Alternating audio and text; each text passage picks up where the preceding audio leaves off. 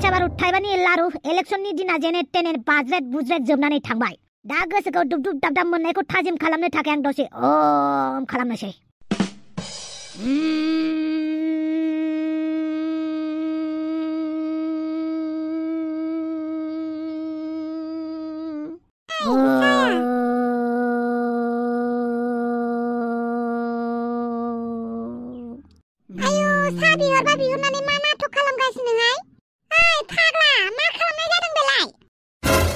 नुवाखै नामा नों आं ध्यानाव दङ हो ध्यान होबाय थानायावबो मानो भंग खालामना होफैनांगौ नों आंखौ साव होगोन आं नोंखौ साव गावखौनो रिसिमुनि मोननानै लाखोना माखो नोंलाय आरो गावनो सा बिहरबा बिहरनानै उल्था आंखौसो बिदि बुंबाय साव होगोन आं नोंखौ साव आं इसेबां मोजां मेगन मिसिनानै ध्यानाव दङ नों बेखौबो भंग खालामफैनांगौ ना औ नोंखौ साव होनोसै आं नै नोंनि साव होनाया नोंनि खर'आवथ' मा दंमारो गावहानो जि अख्रा अख्रा आंखौ सा फुदुंनो खोन्थाबाय दा सा फुदुंना लाबोबा बिदिसो होनलायबाय नों आंखौ दा दिनैलाय अफिसावलाय थांगोन ना थाङा नोंलाय थांनोथ' नागिरदोंमोन आं अफिसाव नाथाय जुथाखौनो नागिरना मोनासै आं जि जायगायाव जुथाखौ दोनदोंमोन आं बे जायगायाव मानो जुथाया गैया हा नोंबा मायाव दोनदोंमोन मा जायगायाव दोनदोंमोन बे जेबो गिदिर बाथ्रा नङा जायखिजाया आंनो जुथाखौ नांगौखि नांगौ नोंबा मा जायगायाव जुथाखौ दोनदोंमोन आं बोरै मिथिनांगौ जाखो दा गावहानो जुथाखौ बहा दोनदों बेखौनो खोन्थानो रोङाबा आं बोरै नागिरना होनांगौ जाखो नोंनोलाय आं जेबो मिन्थिया जायखिजाया आं सिखारनाय लोगो लोगोनो जुथाखौ मोननांगौ आरो आंनि आथिं खाथियाव जुथाया थाफैनांगौ हाबे दा गानबाय थानाय जुथायालाय माथो जाखो आच्छा नोंसोरनो बोसोरावनो बोसोर गस्ला जि जोम नांबाय थागौ बोसोराथ' बिराद गोजाननि बाथ्राबावसोलै मासावनो मास सप्तायावनो सप्ता नांगौ नोंसोरनो ओमफ्राय आंहा मा जुथा जरासेखौनो थैजासिम गाननांगौ नामा आं मिन्थिया आंनो जुथाखौ नांगौ हा नोंबा जुथाखौ बहा दोनदोंमोन बेखौ आं बोरै मिथिनांगौ जाखो मोनायाव मैया फैनानै बहा दोननायमोन जुथाखौ गोसोखांलाय आं मानो गोसोखांनो आं गोसोखांनो गोसो गैया जायखिजाया आंनो जुथाखौ नांगौ आरो आंनि जुथाया आंनि आथिं खाथियाव मोनफैना थानांगौ बास हा सानसे सेन्देल गाननानै थांबालाय माथो जायो आच्छा आं लेबार आं जगालिना बेनिखायनो अफिसाव आङो सेन्देल गाननानै थांगोन हा नांगौ जायोबा सेन्देल आरो जरासे लाबोनानै होफैबाव आंनो आं खोमायावबो गाननानै अफिसाव थांगोन आं सेन्देलखौ गिबियावनो मोनसे खोथा नोंनाव खोमा गैया आरो नों लेबारफोरनि खोथा बुंदोंना लेबार जगालिफोरनि खोथा बिसोर गैयाबा नों बे न'आव थानोबो मोननाय नङामोन आरो बिसोर गैयाबा जेबो खामानियानो जानाय नङामोन बे बुहुमाव मिथिबाय जाय मानसिफोरा लेबारफोरखौ अननो रोङा जगालिफोरखौ अननो रोङा उन्दै थाखोनि मानसिफोरखौ मानसि साना बिसोरनि जिउआ सिलिंखार जायो मिथिबाय सिलिंखार आरो थैनानै थांबाथाय जम राजाजों थाव गुदुङाव फुदुंजाबाय थागोन नों निमाहा होदो आंखौ निमाहा नोंनिसिम निमाहा 10टा 12टासिम उन्दुना थानाय फिसालानिसिमबो निमाहा बेसोरा उन्दुबाय थानाया डिस्टार्ब मोनथारबाय खोमा बिनिसिमबो निमाहा हे आफा इसोर डिस्टार्ब मोनबाय नामा आंनि दावराव दावसियाव आंखौ निमाहा होदो आफा इसोर आं दावराव दावसि खालामफ्लांबाय नों इसिबां गोदो उन्दुबाय थादोंमोन बेखौनो आं डिस्टार्ब खालामफ्लांबाय आंखौ निमाहा होदो आफा इसोर आंखौ निमाहा होदो ओम सद्गुरु आफा इसोर आफायाबोलै आं नोंनि आफालैसो जाबाय होमबा नङा इसोर प्रभु आं नोंनि आफा नङा नों आंनि गुरु आं नोंनि शिष्यसो गय जरासे फैसा 101 टाका होनानै आं नोंखौ खुलुमनो बावबाय आफा इसोर लोगोसे नोंनि गोदो उन्दुना थानायखौबो आं फोजाफ्लांबायना आंखौ निमाहा होदो दहाय आफा दहाय आफा दिनै कलेज क्लास गैया दसे उन्दुबावनि ना कलेजाथ' नामनिसो नङा होमबा आफा इसोर आसोल खोथायाथ' हरसे गावलायनायासो नङा होमबा दंफाङाव थाखुमाबाय दंफाङाव गाखोबाय बिल्डिङाव थाखुमाबाय गाव रिभाइभ खालाम हा हरसे माने आर्मिनि डिउटि होदों मबाइलाव आरो मा नांबावगौ आफा इसोर नङा होमबा बेसे हादरखौ रैखा खालामगासिनो दं मबाइलाव गेम गेलेनानै आरो मा नांबावगौ नङा होमबा आंनि इसोर उन्दुबाय था दिनै बोथोरखौ एसे गुसु मोननायखायसो उन्दुदों आं आच्छा गुसुखौ गियो होमबा नों गुसुखौ गियो माथो गियो गुसुखौ गाज्रिनो गियो नङा होमबा नोंनि नोमफाव मारा जाया गोजां बोथोर खुवा खुलायनायबाबो हरनि 12टा 1टायाव लन थं दुगैनो हाबावसो मिथिबाय नै दुगैखांबाय आरो थांलायनोसै डिउटियाव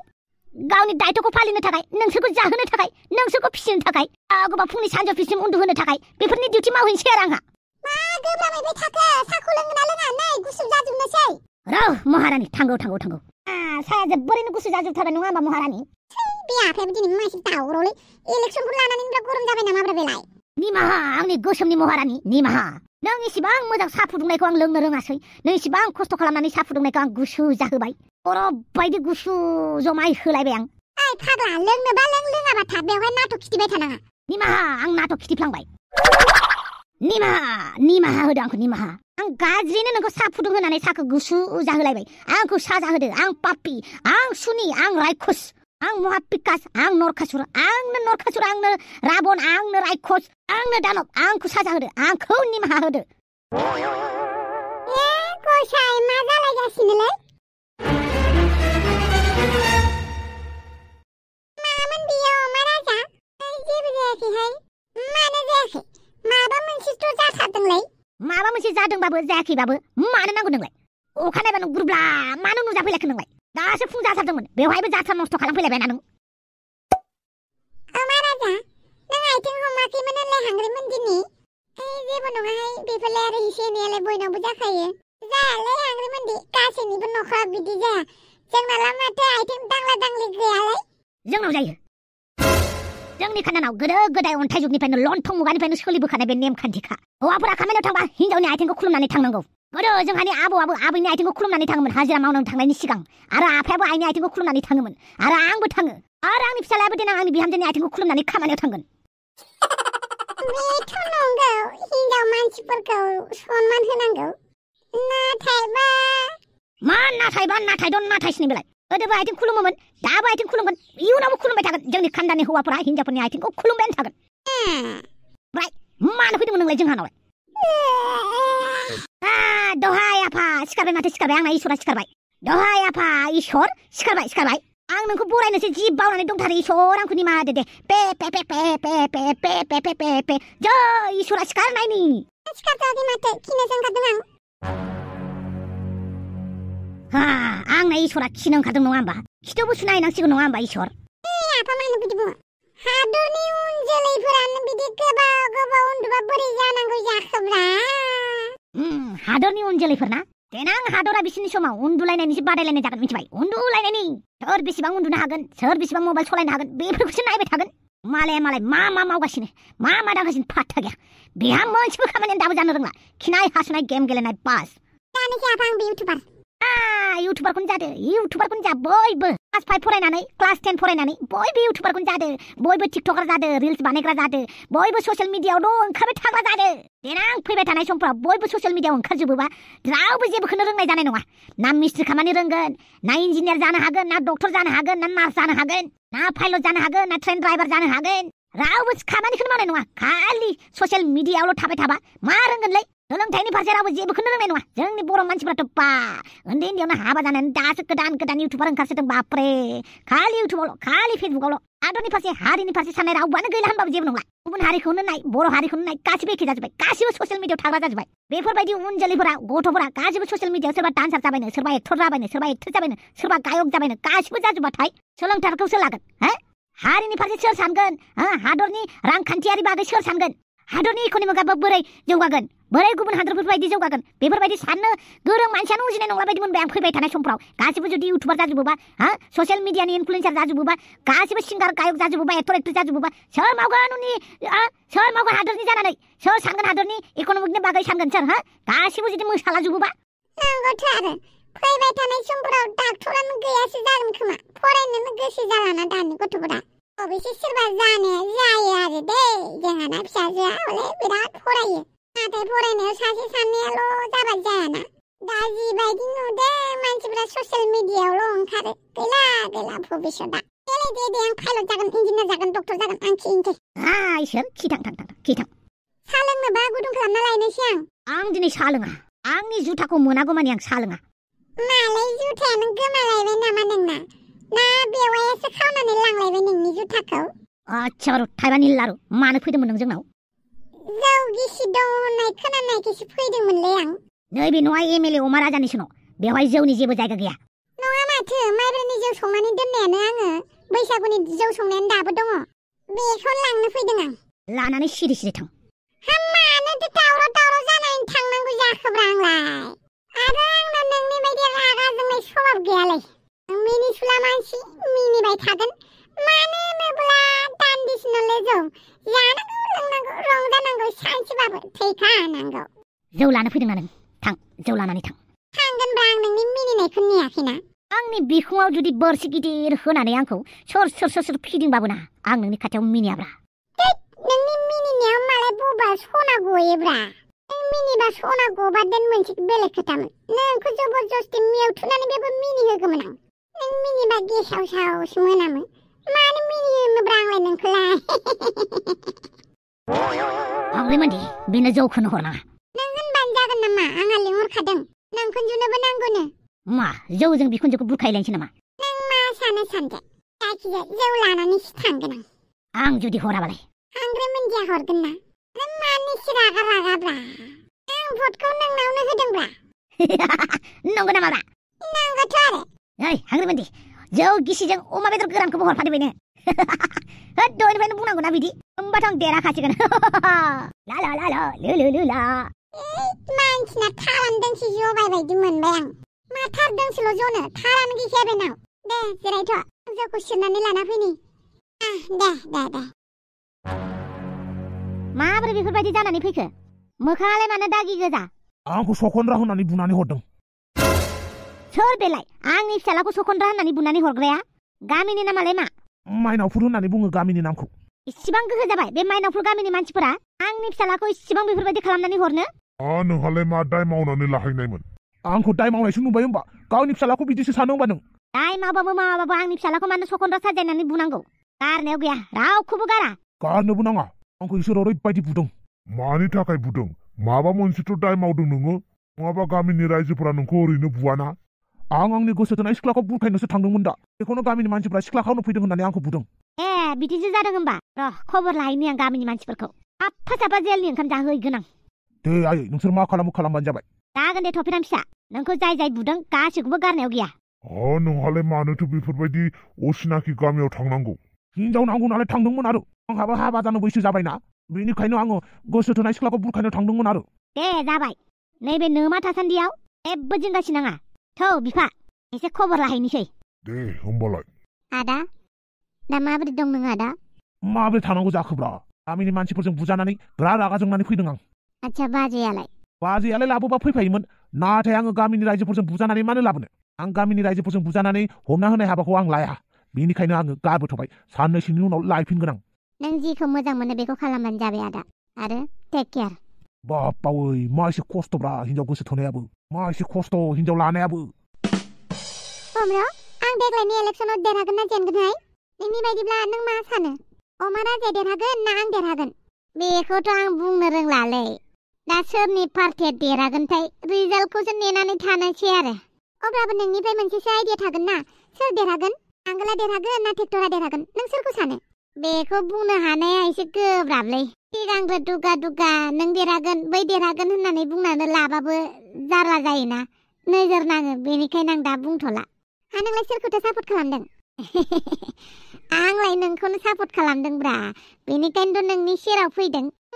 नंगौना नङा नोंसो मिथिसिगौ आरो अब्लाबो जियानो जादोंला नों आंखौ सापर्ट होदोंबालाय मोजांनि बाथ्रा ओमफ्राय मानोबा फैदोंमोन माने जोंनि निउस चेनेलनि रेटिंआ एसे गाहायाव गोग्लैनानै दङलै नोंनि सापर्ट नांगौ जादों हापां दावसो देलायनो माथो बिराद मोजां निउस बानायनो रोंखायोलाय अब्लाबो एसे भरकटा निउस नांगौ जादों एसे मस्ला लगायलायनाय बुं आं माबोरै हेफाजाब होनो हागोन नोंखौ माने जोंनि चेनेलाव फैनानै एसे बिबुंथि होफैनांगौ नों आयु माने नोंखौ इन्टारभिउ लागोन आं इन्टारभिउ लानो नोंखौ हारसिं ना नारजि बुदांखौबो नारजि बुदांखौ लाजानाय नङालै बे जारला मानलासो बुंथारो नोंखौ हारसिं लानोसै ओमफ्राय अमा राजाबो थाफागोन नामासै अमा राजाखौ मोनथिथ'वा अमा राजा थाफाबा माबा मोनसे उसुबिदा जागोन नामा आं बेखौ नायनो बासगारोहाय होमबालाय जोंनि टक श'आव फैनानै नांलायदोब्रा टक श'आवनो सुबिदा मोनगोन नोङो अपेन खुला नांलायनो नंगौ नामा जायो बिदिबाबो होमबालाय आंनि स्टुडिअ गाबोन लोगो मोननोसै जागोन दे होमबालाय आं थांनोसै दे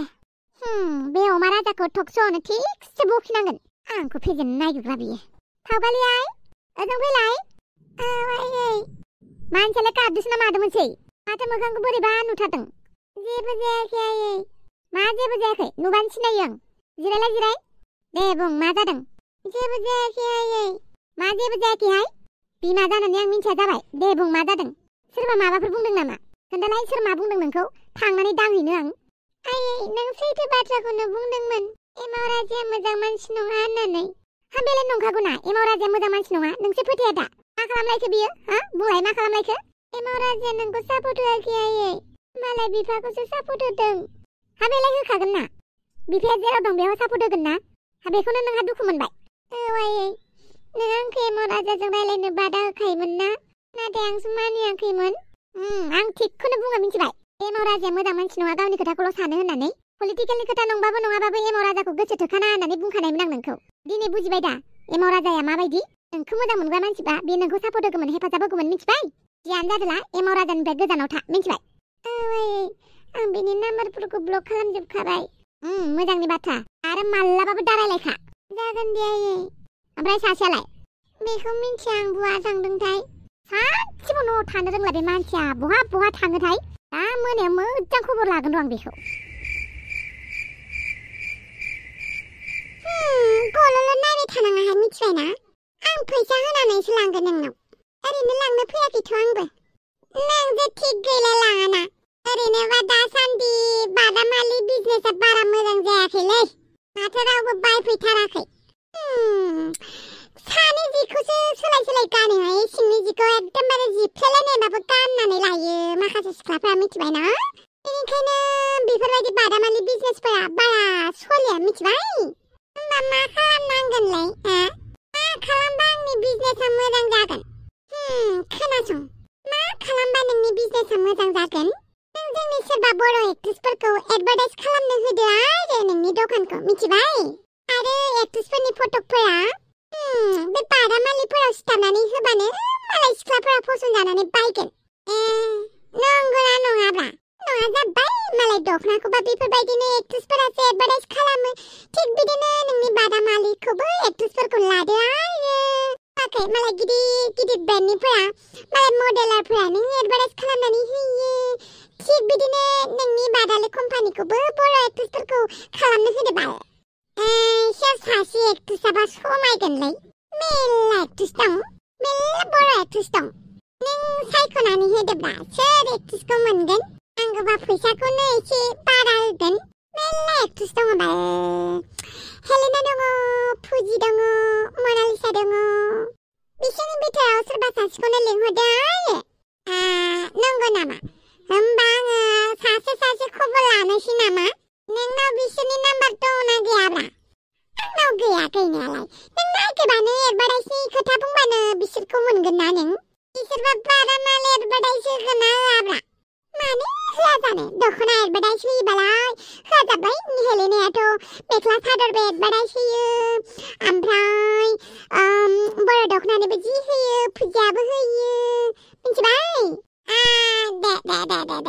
मा नोंनि लिस्टआव बिसोर साथामल' दं आरो दंबावो नामा आरो दंबावोथ' आरो प्रियंका आंनि फेभरेट प्रियंका मिथिबाय आरो फेन्सिबो दङ ओमफ्राय बिराद दङ गोदान ओंखारबाय एसे फेमासखौ लानोसै नामा एसे फेमासखौ लानोबालाय हेलेनाखौ लादो फुजिखौ लादो मनालिसाखौ लादो आरो जागोन बिसोरखौनो लानोसै होमबालाय आं आइडिया होनायनि हिसाबाव आंनो बादामालि जरासे हरदो उनाव प्रमोशन जाखांबाथाय हरगोन दे आं नोंनो नंगौ आरो नंगौ दे होमबालाय आं थांनोसै होमबालाय हेलेना मनालिसा फुजि फान्सि प्रियंका मोनखौनो ट्राइ खालामनोसै आं बिसोरखौनो लिंनोसै बेखौनो खालामनोसै आं एक्ट्रेसफोरखौ खबर लाहोलांनोसै आं साफा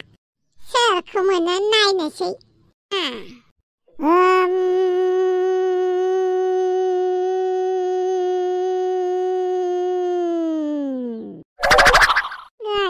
जामायला बेसेबां ध्यान खालामबाय थायोब्रा बिफायाबो आं बाबालाय आंबो बानायसो मोनबाय आंबो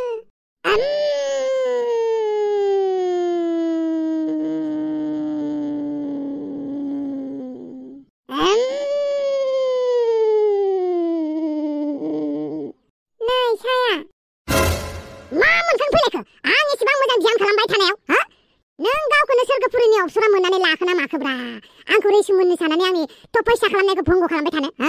फाग्ला थफैसाखौ हिमालय हाजोआव थांनानैसो खालामहैनांगौ दा बे न'आवलाय माने थफैसा खालामगासिनो नोंलाय आरो आंखौ साहा फुदुंनो होबा होनानै आरोबाव बिदिसो खालामलायबायना बेसेबां साहा फुदुंनांगौ जाखो आरो साहा फुदुंना लाबोबानो नोंहा थफैसायाव थांबाय थायो जे लोंनोबा लोङाबा थाहाय आं साहा था जेबो जायाबो लोङाबो जेब्लासिम आंनि जुथा गोदाना मोना नोंनि जुथा गोसोमखौबा नोंबा बहा दोनदोंमोन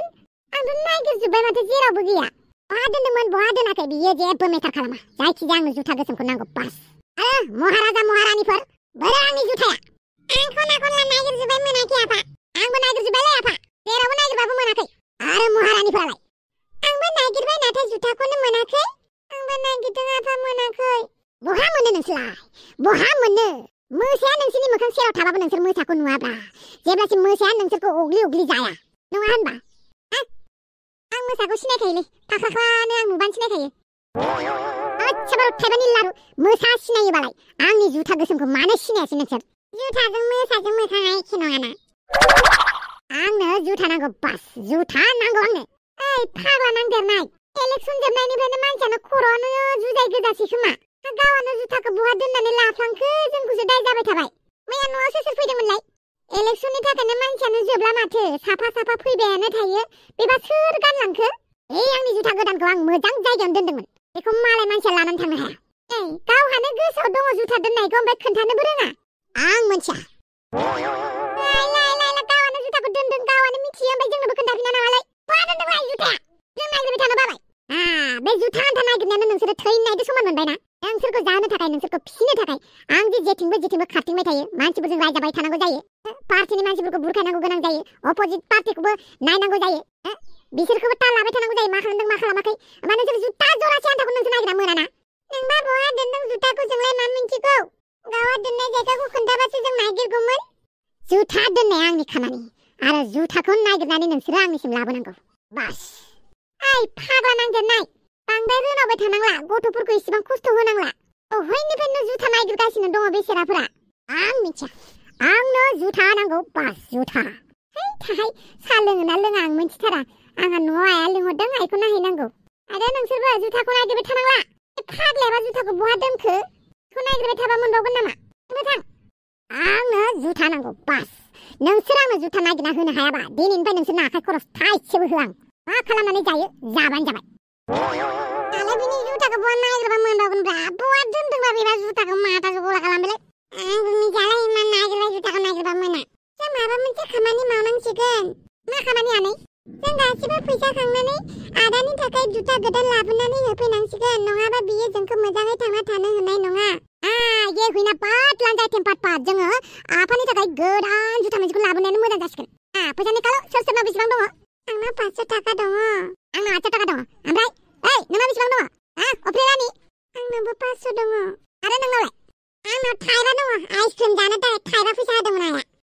मा थाइबाल'लाय थाइबाजों आइसक्रिम मोनो नामा मोनो फिसाखौ होमबालाय थाइबाल'लाय आंना आइसक्रिम बायना जानांगौ ना आच्छा होमबालाय जुथा नागिरबाय था नोंहा थाइबाखौ आं बोरै नांगौ जाखोब्रा गथ' हरनोबा हर थाइबाबाबो जेबो नङा आच्छा थाइबानि हो आरो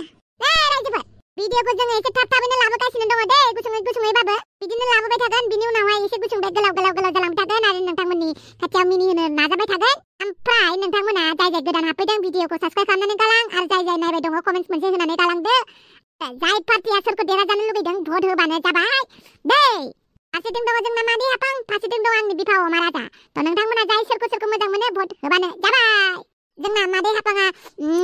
ट्रेक्टर पार्टिखौ रिप्रेजेन्ट खालामदों आरो जोंना बिफा अमा राजा नांगोल पार्टिखौ नोंथांमोना भटखौ होदो आरो सोर देरहायो बेखौ जों नायनोसै अब्ला नोंथांमोना फटाफट भटखौ होदो आरो नोंथांमोननि रायखौबो होदो आरो नोंथांमोना बेखौ सोरखौबा लानानै सापर्ट खालामदों होननानै दासान मानो होनोब्ला जोंहा बिराद मेन केरेक्टारफोरखौनो जों मोननैबो टिमनि बानायनानै होदों नोंथांमोनखौ नायनोसै नोंथांमोना सोरखौ सापर्ट खालामो कमेन्ट सेक्सननि गेजेरावनो मिथिसिगोन अब्ला बाय बाय लोगोफोर नेक्स्ट भिडिअ थाबैनो लोगो मोनलायसिगोन आरो जुथा बायनो थांनांसिगोन बाय बाय